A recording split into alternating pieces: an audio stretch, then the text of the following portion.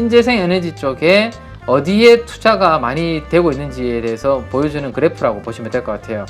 이게 작은 트렌드가 아니라 앞으로 계속 이어지는 좀 중기 트렌드구나 라는 느낌이 좀 오셔야 돼요. 반도체나 이런 대형 기술주들이 쉬고 오히려 섹터가 이런 쪽으로 지금 돌고 있기 때문에 전고체 배터리에 대해서도 협업을 확대한다, 그런 이야기. 삼성과 이 현대차. 왜냐하면 삼성은 SDI도 가지고 있잖아요, 그죠?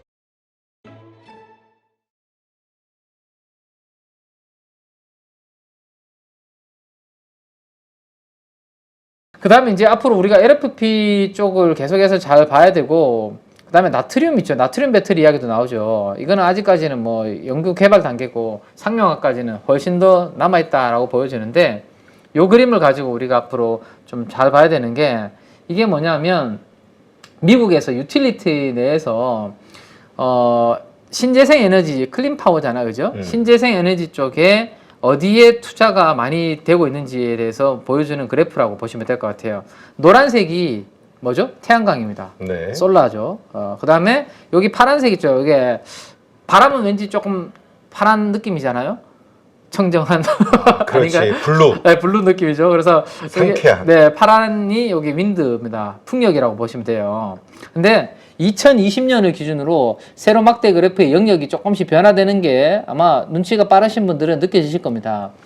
2020년까지 보면 이 풍력의 비중이 꽤 컸어요, 그죠? 예. 근데 2020년 이후에 보면 파란색 영역이 이렇게 좀 줄어들고 있죠. 네. 그 파란색이 줄어드는 영역을 누가 채우고 있냐면 여기가 노란색 영역이 태양광 쪽이 채우고 있고, 태양광과 함께 누구 비중이 늘어나고 있냐면 요 초록색이 늘어나고 있는데, 요 초록색이 누구냐면 여기 보시면 스토리지라고 되어 있죠. 스토리지. 결국에는 ESS가 붙어서 같이 지금 ESS 쪽이 성장을 하고 있구나라고 보시는 게 좋을 것 같아요. 그러면 이제 요게 변화된 시점이 어느 시점이냐면 바이든 대통령이 당선되고 난 다음부터 분위기가 살짝 태양광 쪽이 늘어나면서 ESS가 같이 붙어가는 그런 분위기가 되고 있습니다. 그러면 ESS 쪽은 우리가 삼원계 배터리, 우리가 많이 쓰고 있는 NCM이나 이런 부분들보다는 일단은 가격, 그 다음에 안정성. 왜냐하면 옛날에 우리 ESS 화재도 나고 막 이슈가 있었죠, 그죠? 그래서 안정성 측면에서 이거는 LFP 쪽으로 ESS는 많이 활용하는 그런 부분들이 있거든요. 그래서 앞으로 LFP와 그 다음에 지금 당장은 아니지만 뭐 나트륨 배터리도 그런 부분들로 활용이 되는지 여부 계속 체크를 하면 앞으로 전기차의 배터리 못지않게 아마 여기가 꽤 상당 부분을 비중을 차지하지 않을까라는 생각을 할 수 있을 것 같아요. 저도 개인적으로는 저 ESS 분야의 기술 혁신이 이 저장 능력이 계속 증가가 되면은 저게 정말 대단한 거지. 네. 그리고 이게 우리가 이제 전기차 충전 관련해서도 뭐 전력 인프라 관련된 이야기도 하고 있지만, 앞으로 태양광, 풍력, 그 다음에 전기차 충전이 되려면 기본적으로 ESS가 같이 붙어서 앞으로 그래야 안정적인 충전과 공급이 가능한 부분이 될 것 같아요. 그래서 이와 관련해서 LFP 관련된 이 성장 같이 한번 계속 봐야 되지 않을까 싶네요. 자, 그 다음에 이제 그러면 어제는 그렇게 이제 공매도 비율이 좀 높은 종목들이 좀 움직였다면, 상대적으로 조금 아직까지 낙폭이 크고 공매도 비율도 좀 있고 한 종목 중에서 움직일 만한 종목이 좀 있다라면 아마 첨보 같은 종목이 좀 후보군 정도가 되지 않을까라는 거 한번 볼 수 있을 것 같아요. 엔캠은 우리가 이야기를 이미 여러 번 나눴잖아요, 그죠? 그렇죠. 그래서 엔캠은 이미 주가가 이제는 뭐 계속 매일매일 이렇게 신고가를 그리면서 지금 올라가고 있거든요. 지금 보시는 것처럼, 그죠? 하루도 안 빠진 것 같은데 매일매일 요 최근에 한 3, 4일 이렇게 쭉 올라가고 있기 때문에 뭐 저항이 제가 8만 원 정도에 있을 거다라는 말씀을 이미 드렸습니다. 그래서 이제 저항이 얼마 안 남았어요. 4천 원 정도밖에 안 남았어요. 그러면 저항에 이렇게 붙어서 만약 여기까지 노린다는 쳤을 때 주당 4천 원까지밖에 먹을 게 안 보이기 때문에 추격 매수보다는 혹시라도 조정이 좀 나오면 엔캠은 없으신 분들은 관심 가지는 게 좋을 것 같고, 엔캠 빼고 그러면 이제 위에 공매도 상위 종목들 중에서도 낙폭과 하대가 아직 좀 큰 종목 중에서 한번 본다면 첨보가 주가가 아주 많이 빠졌던 종목이죠. 이렇게 됐잖아요, 지금. 그죠?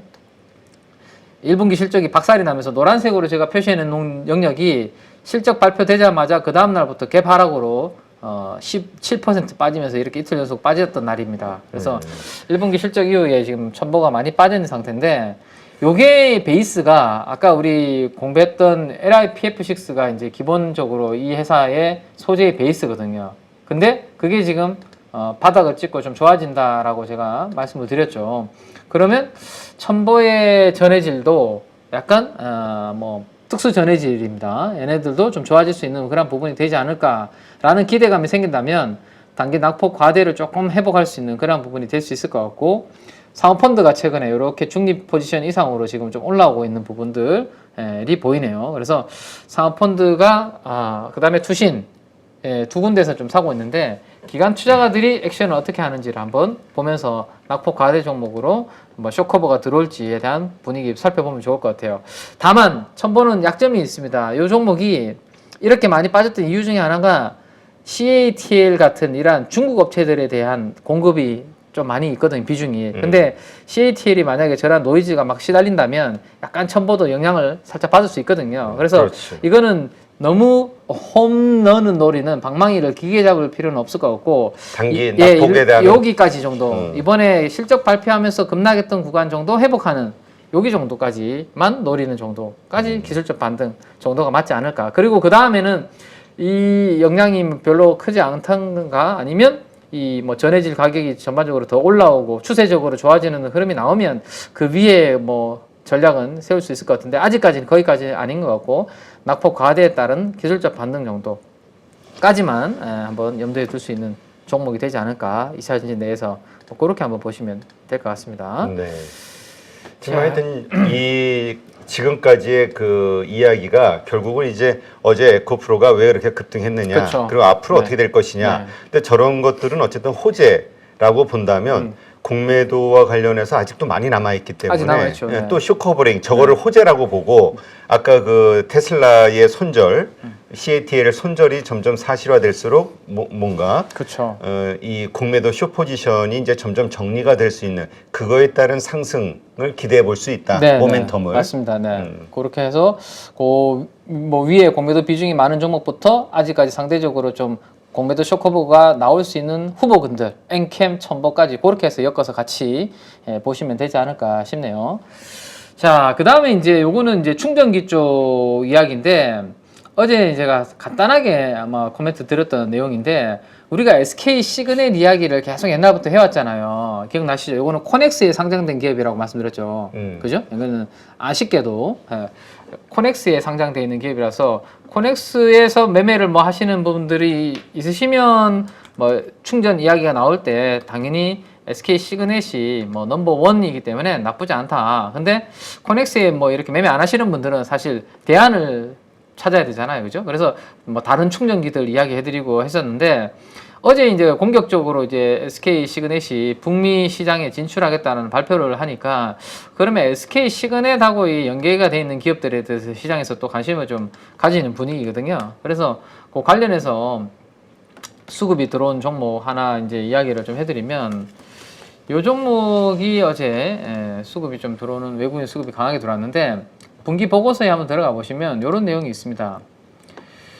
자, 우리 가족 여러분들도 이제 전자공시를 이제 잘 활용하시는 분들은 아마 저런 뭐 이슈가 있고 뉴스가 났을 때 SK 시그넷이라고 검색을 하면 그 키워드가 들어가 있는 기업들의 사업 보고서만 이렇게 발라내서 이렇게 나오는 부분들이 있거든요. 그렇게 만약에 해보신 분들은 이미 아실 텐데, 자, 요 기업을 발라내면 키워드가 이렇게 됩니다. 자, 정보통신사업부라는 게 있고 에너지 사업 부분이라고 이렇게 되어 있는데, 에너지 사업 부분을 한번 보시면 어떤 키워드가 있냐면 당사는이라고 되어 있죠. 네. 당사는 되는데 전기차 충전기 제조 판매를 주요 사업으로 영위하고 있습니다. 그러면 전기차 충전기 제조하고 판매하는 거 괜찮네 라고 되어 있고, 그 아래쪽으로 내려가면 어떤 키워드가 보이냐면, 이거 좀 키워서 보여드릴까요? 현재 SK 시그넷 완속 충전기 ODM 생산 및 독자적인 충전기 개발 생산을 통하여 충전 서비스 사업자의 전기차 충전기 공급 및 다수의 프로젝트를 추진하고 있습니다. 라고 이렇게 키워드가 되어 있죠.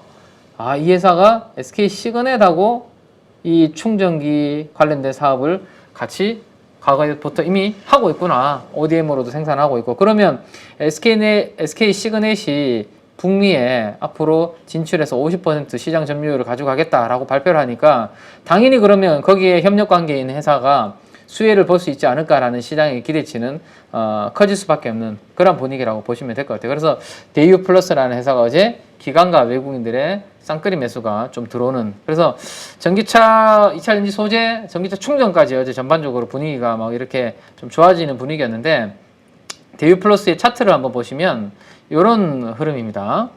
자, 앞에 흐름을 보시면 요런 음봉이 하나가 있죠. 그래서 보시면 음봉이 시가에 이렇게 선을 한번 그어보면 거기가 전반적으로 참 돌파하기 쉽지 않은, 그죠? 여기도 멈췄고 여기도 윗골이 달렸고, 이게 뭐라고 말씀드렸죠? 제가 항상 저항이다라고 말씀드렸죠. 근데 어제 보시면 종가 기준으로 거기 저항을 완벽하게 돌파를 해냈습니다. 그러면 이제 여기서부터 이 시가가 새로운 출발점이라고 보셔도 무방하지 않을까라는 생각입니다. 그러면 저 음봉의 시가가 대략적으로 얼마가 되냐? 998원 정도가 되네요. 그죠? 998원. 그래서 혹시라도 이제 여기가 돌파되기 전에는 저항이지만, 제가 항상 우리 가족들한테 기술적으로 포인트 설명드렸던 게, 이렇게 돌파돼 버리면 저 자리는 뭐로 바뀐다? 지지로 바뀌는 거거든요. 그래서 혹시라도 한 1,000원 정도 전후로 오늘 만약에 눌림목이 살짝 나와준다라면 요거는 한번 SK 시그넷의 충전 사업 확장으로 인한 수혜주로서 한번 뭐 우리 고수분들은 한번 트레이딩을 해볼 만한 그런 기관 외국인 수급이 어제 들어온 종목이다라는 거 참고로 한번 해보시면 될 것 같습니다. 그러니까 이런 것들은 이 시장의 흐름을 이해하시는 기관이나 우리 사모펀드의 어떤 여러 가지 그 수급 동향을 보면서 요즘 얘네들이 뭐에 관심이 있나 이런 그렇죠. 것들을 이해하시면서 이 가운데서 뭐 고수분들은 투자 껴가지고 잠깐 들어왔다 나왔다 할 수도 있는 거고, 우리는 시장을 이해하고 아 이런 일이 있을 때 이렇게 흘러가는구나 이런 식의 공부로 생각하시는 게 좋지. 좀 경험이 부족하신 분들이 그렇죠, 이거 트레이딩 하겠다고 들어가면 안 된다는 거 맞아요. 다시 한번 좀 말씀드려요. 네. 네. 자, 항상 그게 또 어느 정도 노하우가 쌓이고 난 다음에, 그죠? 그럼. 그런 테마주들은 트레이딩 하는 게 훨씬 더 안정적이죠. 그래서 그렇게 한번 보시고, 자, 그 다음에 이제 우리가 또 한번 볼 거는 방금 이제 충전 사업 이야기를 해드렸으니까 객관적인 데이터를 한번 보여드리도록 하겠습니다. 이 전반적으로 전기차 시장이 이렇게 확산이 되고 신재생 에너지에 투자가 지금 늘어나고 있잖아요. 그러면 글로벌 송배 전망에 대한 투자가 앞으로 어떻게 될 거냐라는 것을 보여주는 그래프라고 보시면 될 것 같아요. 요 가까운 기간만 한번 보죠. 2020년에서 2030년까지 요것만 봐도 이렇게 성장하는 그러한 그림이 나오죠. 배전망. 그림이 이렇게 올라옵니다. 그러면 전력기기 쪽이 이게 작은 트렌드가 아니라 앞으로 계속 이어지는 좀 중기 트렌드구나라는 느낌이 좀 오셔야 돼요. 중기 트렌드구나라는 느낌이 오셔야 되고, 그 다음에 요거는 북미 쪽의 케이블 길이에 대한 부분인데, 요것도 보시면 북미 쪽의 송전 케이블의 길이가 꾸준하게 이렇게 계속 증가하는 그런 부분들이 있습니다. 이건 전력 케이블 쪽, 전선 쪽 부분이라고 보시면 될 것 같아요. 그 다음에 북미 쪽에 제가 수출, 우리나라의 재룡전기의 변압기 수출이 계속 증가하고 있다라는 거 수출 데이터 계속 보여드렸었잖아요. 우리 작년부터. 지금 2023년이 여기인데 북미 쪽으로 변압기 용량에 대한 전망도 앞으로 이게 이렇게 성장을 해야지만 뭐 셧다운이 안 되고 정전 사태 없이 전기차라든지 신재생 이러한 에너지 전기 공급이 원활하게 된다라는 거죠. 그래서 이쪽의 산업은 단기 트렌드가 아니라 조금 중장기 호흡으로 보시는 게 맞을 것 같고요. 물론 올라갔다가 이렇게 단기적으로 쉬었다가 또 올라갔다가 쉬었다가 이런 단기적인 부침은 있을 수 있습니다. 뭐 최근에 반도체도 그렇잖아요. 그죠? 왠지 최근에 5월달에 끊임없이 올라갈 것 같은 반도체가 최근에 약간 이렇게 쉬고 있잖아요. 마찬가지입니다. 한번 좀 변압기나 전력 인프라, 전선 이런 것들이 움직이면 살짝 단기적으로는 가격 조정이 올 수는 있습니다. 하지만 좀 중기적인 그런 호흡 관점으로 이들은 좀 봐야 될 필요가 있지 않을까라는 생각이고, 최근에 이제 뭐 수급 들어오면서 의외로 강하게 움직인 종목 중에 상대적으로 덜 움직였던 종목들도 이미 이렇게 효성중공업이 건설 부분이 있다라고 우리가 이야기를 했죠. 그래서 다른 전력 인프라 관련된 기업, 변압기 만드는 회사들보다 조금 디스카운트를 받고 있는 이유가 효성중공업의 사업부는 아쉽게도 이 건설 사업부가 있기 때문에 상대적으로 디스카운트 요인이다라고 말씀드렸습니다. 여기 보시면 이 회사의 사업 보고서에 들어가시면 가장 핵심이 먼저 있는 거는 요거예요. 전력 산업의 핵심 설비인 변압기와 차단기 뭐 이런 부분들이 있습니다. 근데 이게 다른 기업들보다 늦었던 부분은 그 아래쪽으로 내려가면 이 부분이죠. 당사회라고 되어 있는 건설 부분. 요게 지금 국내 쪽이 조금 분위기가 약간 슬로우 하잖아, 그죠? 네. 중국 쪽도 뭐 부동산 약간 이슈도 여전히 좀 있고 그러다 보니까 지금 다른 기업들보다는 늦게 52주 신고가를 돌파를 했는데 드디어 어제 효성중공업이 종가 기준으로 52주 신고가를 돌파를 하는 그러한 그림이 나왔어요. 그리고 기관들이 뒤늦게 이렇게 얼마죠? 6일 연속으로 순매수를 하고 있습니다. 그래서 효성중공업도 지금 같이 이제 편성을 해서 가고 있다. 지금 과거를 한번 돌이켜 보면 제가 이게 중장기 트렌드라고 말씀드렸잖아요. 그러면 항상 기회는 언제 왔었죠? 우리가 보면 이렇게 보면 이러한 기업들, 성장하는 기업들은 이동평균선이 우상향 그림을 그리고 있을 때 한 번씩 시장 때문이든지 아니면 업황이 아니라 다른 뭐 주도주의 교체로 인해서 출렁임이 와서 200일선 부근까지 이렇게 가격 조정이 한 번씩은 와요. 이렇게 그죠? 그럴 때가 보면 항상 지나고 보면 좋은 기회였죠. 그래서 지금은 52주 신고가를 돌파해서 올라가고 있지만 또 뭐 21선까지 이렇게 눌림목이 나올 수도 있고 그죠? 항상 가격 조정이 나올 수 있는데 그럴 때가 이런 큰 트렌드를 염두에 두고 내가 좀 상대적으로 좀 덜 오르는 종목으로 본다면 뭐 효성중공업 같은 이런 기업들도 볼 수가 있고요. 그 다음 최근에 일진그룹 내에서 가장 핫하고 시장에 관심이 큰 종목은 일진전기입니다. 자, 요것도 제가 이미 차트에다가 키워드를 이렇게 넣어드렸네요. 그죠? 송배전망 변압기 투자가 집중되고 있고, 일진전기는 특히 이게 전선 관련된 부분들도 또 있죠. 일진전기는 여기 사업의 개요에 들어가면, 네. 여기 보시면 이 회사도 저압부터 초과압까지 변전소의 필수 설비인 이런 부분들을 다 담당을 하고 있다라고 되어 있고 전력망 구성에 필요한 제품 토탈 솔루션으로 하고 있는 그런 부분들이 강점으로 여기 내세우고 있습니다. 그래서 여기 보시면 전선 부분도 얘네들이 있어요. 변압기라든지 이런 부분도 있는데 전선까지 있기 때문에 그런 부분들을 총괄적으로 다 다루고 있는 토탈 솔루션을 구축을 하고 있다는 게 분기 보고서에 들어가면 내용이 나와 있습니다. 그래서 요것도 상대적으로 제가 봤을 때는 다른 좀 변압기나 전선 관련주들 대비해서는 아직까지 좀 덜 오른 기업이 아닌가. 그래서 지금까지는 일진그룹에서 관심을 많이 받았던 게 일진 머티리얼즈라는 동박회사였죠. 네. 근데 그게 롯데로 매각이 됐잖아요. 그러고 난 다음부터는 지금 일진그룹 내에서는 뭐 시장에서는 요 일진전기 쪽에서 관심이 좀 있다라고 보시면 될 것 같고 요 양봉이 중요한 포인트를 만들어준 자리인 것 같아요. 지난번에 아주 대량 거래를 수반한 요 양봉 있죠, 요거. 요때부터 전고점을 지금 돌파를 하면서 약간 기간 조정의 성격을 보여주고 있는데 요 양봉을 이탈하지 않는다면 6,000원과 6,500원인데요.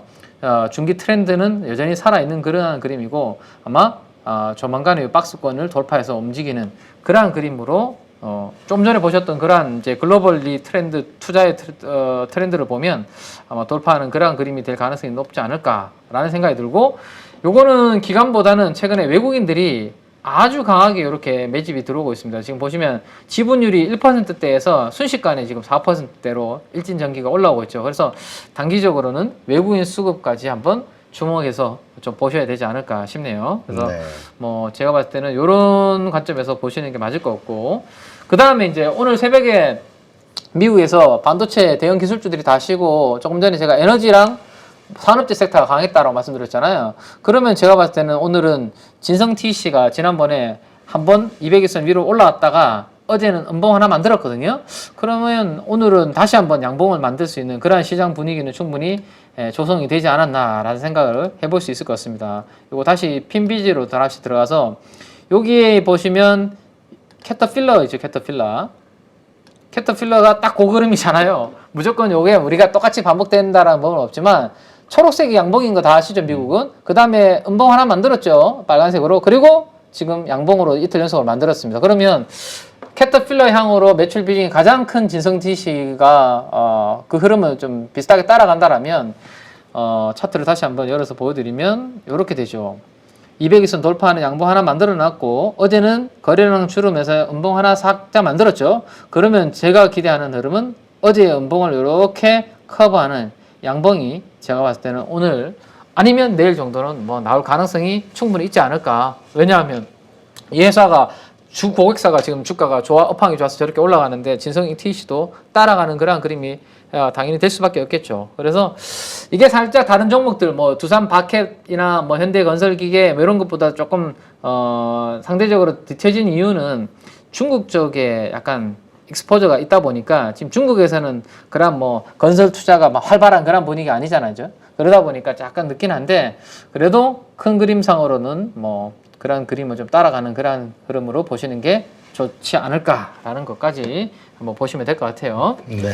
자, 그래서 뭐 산업재 섹터에서는 이런 부분들이 뭐 가격적으로도 지금 부담이 없잖아요. 많이 하락해 있는 상황이죠. 많이 하락해 있고 다른 종목들이 200일선 위로 막 올라가 있는 거에 비하면 진성 TC는 200일선에 거의 붙어 있는 상태입니다. 이럴 건 별로 없고 올라가면 앞으로 좀 더 적어도 여기 전고점이 있는 13,000원 부분까지는 한번 기대해 볼 수 있는 그런 흐름 정도는 나타나지 않을까 정도로 한번 진성 TC는 한번 보셔도 되지 않을까. 오늘처럼 미국의 산업재 섹터가 강했으니까. 네. 자, 그 다음에 미국에서 오늘 에너지 업종이 되게 강했잖아요. 여기 보시면. 그죠? 오일 관련된, 그 다음에 가스 관련된 이런 부분들이 강했는데 어제 제가 가스 관련 가격들이 전반적으로 최근에 지금 바닥을 다시 잡고 올라오고 있다고 말씀드렸죠. 그러면 유가도 오늘 새벽에 강했고 가스 가격도 바닥을 잡아. 그러면 우리나라에서도 에너지 관련된 업종, 해외에서 자원을 개발하고 이렇게 상사 업종들이 제가 봤을 때는 주목을 할 법한. 예. 근데 우리가 이미 포스코 인터내셔널은 이미 지난번부터 이야기 드렸죠. 제가 워렌 버핏이 일본의 상사 기업을 투자하는데 그러면 국내에서는 살만한 기업이 해외 자원 개발을 리튬 관련된 부분들을 활발하게 하고 있는 포스코 인터내셔널 밖에 지금 없다라는 말씀드렸는데 지금 전고점을 이미 돌파를 했습니다. 이제. 그죠? 우리가 이야기를 해드렸던 데가 요때였죠. 요때부터 아마 워렌 버핏 이야기를 아마 요때부터 해드렸던 것 같아요. 했는데 전고점을 돌파했습니다. 근데 전고점을 아까도 제가 설명드렸지만 이 음봉을 이제 31,850원이 여기인데요. 여기서부터 이제 새롭게 출발하는 자리라고 보시면 돼요. 그래서 가지고 계신 분들은 지금 쉽게 내릴 단계가 아니다.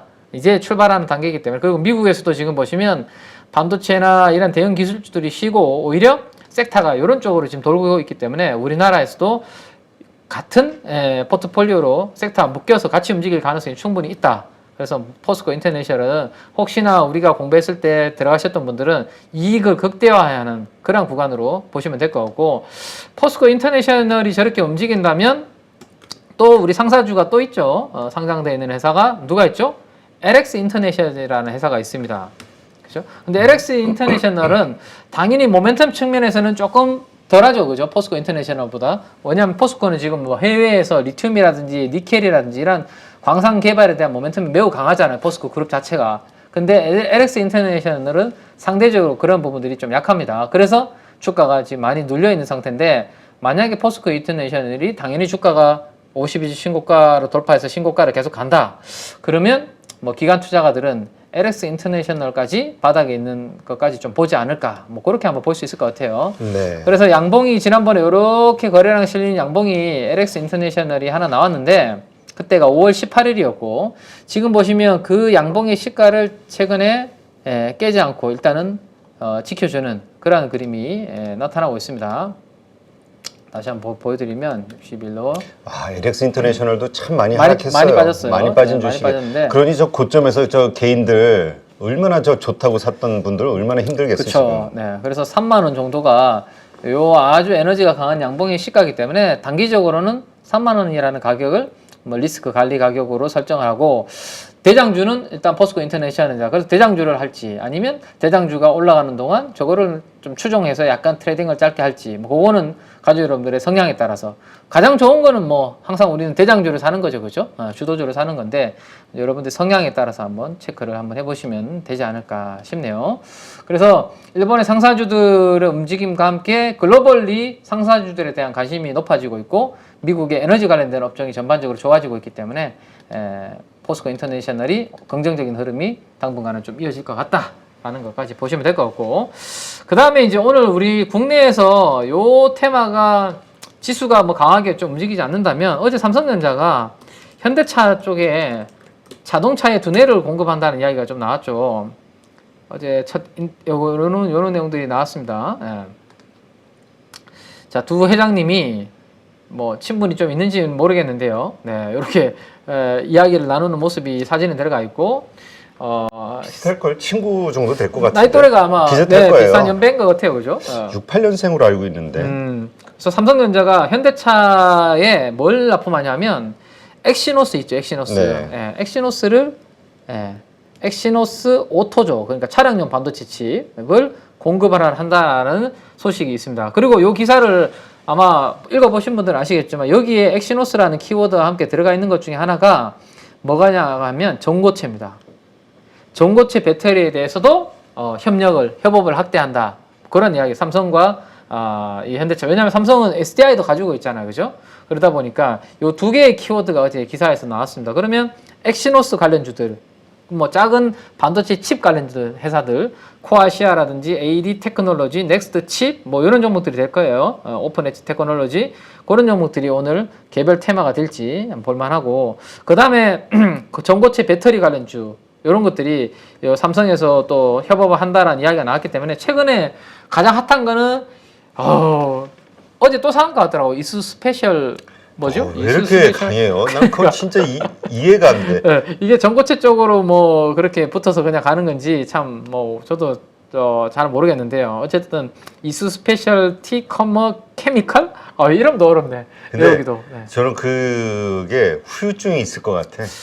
뭐 이 상승의 끝. 네. 이후. 그렇죠. 그리고 전고체 배터리라는 것은 아직까지 우리가 상용화까지는 조금 멀리 남아 있는 그죠? 원래는 이수화학이 그 대장주였는데 이 분할되면서 그쪽으로 좀 약간 붙은 게 아닌가 뭐 그런 생각이 좀 드네요. 그래서 오늘 리포트가 하나 나온 회사가 있어요. 조금 낯선 회사일 텐데 가족 여러분들이 제가 요거 열어놓은 거 보여드리면 될 것 같아요. 석경 AT라고 아십니까? 혹시 들어보셨어요? 석경. 바람결에 들어본 것 같아. 네. 하나증권에서 오늘 코멘트가 하나 나오는 리포트가 있는데 석경 AT라고 2차 전지 전고체 전해질 및 TIM 소재 본격화라고 되어 있는데 지금 우리가 이 전고체에 대해서 어제 키워드가 나왔다라고 말씀드렸잖아요. 그죠? 그러면 오늘 리포트 제목이 2차 전지 전고체 전해질이라고 키워드를 내버렸기 때문에 만약에 전고체 배터리 관련된 종목들이 오늘 추가적으로 좀 움직임이 테마가 더 형성이 된다라면 뭐 석경 AT 같은 이런 종목들은 약간 거기에 영향을 받을 수 있는 그런 부분이 될 수 있다라는 정도까지 한번 참고를 해보시면 될 것 같습니다.